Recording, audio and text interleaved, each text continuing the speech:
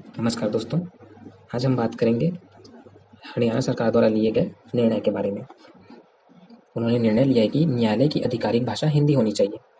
तो इस विषय में हम चर्चा करेंगे और जानेंगे कि यह आज चर्चा में क्यों है, इस विषय में संविधान क्या कहता है और हिंदी को आधिकारिक भाषा क्यों बनाना चाहिए, क्या सावधानी बरतनी चाहिए हमें, और अंत में इस सबका निष्कर्ष क्या होगा। तो जान लेते हैं कि यह चर्चा में क्यों है। हरियाणा के न्यायालयों में हिंदी को आधिकारिक भाषा बनाने के लिए हरियाणा के निर्णय को सर्वोच्च न्यायालय में चुनौती दी गई है। न्यायालय में यह याचिका 5 वकीलों ने मिलकर दायर की गई है। तो सर्वोच्च न्यायालय में क्या याचिका में क्या कहा गया है? याचिकाकर्ताओं का कहना है कि हरियाणा राजभाषा संशोधन अधिनियम 2020 में किए गए संशोधन का विरोध है। याचिका में कहा गया है कि अंग्रेजी भाषा हमारे यहाँ सर्वत्र बोली जाती है। अंग्रेजी भाषा को अधीनस्थ कोड से हटाने के गंभीर परिणाम हो सकते हैं। इसका मतलब यह है कि हरियाणा राजभाषा संशोधन अधिनियम 2020 के अंतर्गत अंग्रेजी भाषा को अधीनस्थ कोड से हटा दिया गया। अंग्रेजी भाषा का जो माध्यम था, जो भी कार्यवाही होना था, उसको संशोधन के माध्यम से उसको हटा दिया गया था। उसी का विरोध करते हुए इन 5 वकीलों ने सर्वोच्च न्यायालय में इसके लिए याचिका दायर की गई है। याचिकाकर्ताओं का कहना है कि हरियाणा सरकार के इस निर्णय के द्वारा संविधान की धारा 14, 19 और 21 का उल्लंघन किया गया है। इससे हिंदी और गैर हिंदी भाषी वकीलों के बीच एक खाई उत्पन्न करने का प्रयास किया गया है।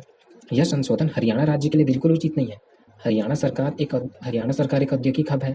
वहाँ अनेक मल्टीनेशनल कंपनियों के कार्यालय हैं, ऑफिस हैं, बहुत सारे लोग हैं। इस राज्य में कई दूसरे राज्य के लोग भी रहते हैं और समाज के कई वर्गों के लोग रहते हैं। तो याचिका में यह कहा गया कि यह संशोधन यह समझकर किया गया है कि हरियाणा में सभी वकील न केवल हिंदी जानते हैं, बल्कि वे हिंदी का धड़क प्रयोग करते हैं, है ना। परंतु वास्तविकता यह है कि संशोधन वकीलों के लिए पर्याप्त समस्या लेकर आया है। इस विषय में अब जान लेते हैं कि संविधान क्या कहता है भाषा संबंधी। तो संविधान के अनुच्छेद 348 के खंड 1 और उपखंड 1 क के अंतर्गत उच्चतम न्यायालय और प्रत्येक उच्च न्यायालय की सभी कार्यवाहियां अंग्रेजी भाषा में होंगी। इसी अनुच्छेद के खंड 2 के अंतर्गत यह बात सामने आती है कि किसी राज्य का राज्यपाल उस राज्य के उच्च न्यायालय में हिंदी भाषा या उस राज्य की राजभाषा का प्रयोग राष्ट्रपति की पूर्व सहमति के पश्चात ही प्राधिकृत कर सकेगा या फिर वहां लागू कर सकेगा। इसी में राजभाषा अधिनियम 1963 की धारा 7 के अनुसार किसी राज्य का राज्यपाल राष्ट्रपति की पूर्व सहमति से अंग्रेजी भाषा के अतिरिक्त हिंदी या उस राज्य की राजभाषा का प्रयोग उस राज्य के उच्च न्यायालय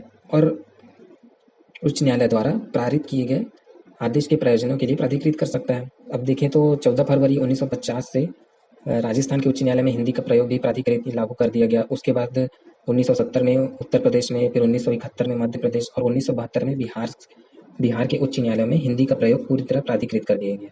अतः तब से इन चार उच्च न्यायालयों को छोड़कर देश के सभी 20 उच्च न्यायालयों में और सर्वोच्च न्यायालयों में सभी जगह सभी कार्रवाइयों में अंग्रेजी अनिवार्य है। किंतु इन चारों जगह अनिवार्य नहीं है, वहाँ हिंदी का ही प्रयोग किया जाता है। तो हम देखते हैं कि इस बारे में अब क्या होना चाहिए हमारी भाषा को लेकर। तो देखा जाए तो भारत एक विविधताओं वाला देश है, जहाँ प्रशासन और लोगों के मध्य बातचीत को स्थापित करने के लिए एक सामान्य भाषा की जरूरत है। भाषा की आज़ादी के सूत्रधार रहे राजनेताओं ने हमारी आज़ादी के टाइम यही मानना था कि देश की आधिकारिक भाषा के तौर पर इस भाषा का चुनाव किया जाए जहाँ बहुसंख्यक जनता बोली जाती हो।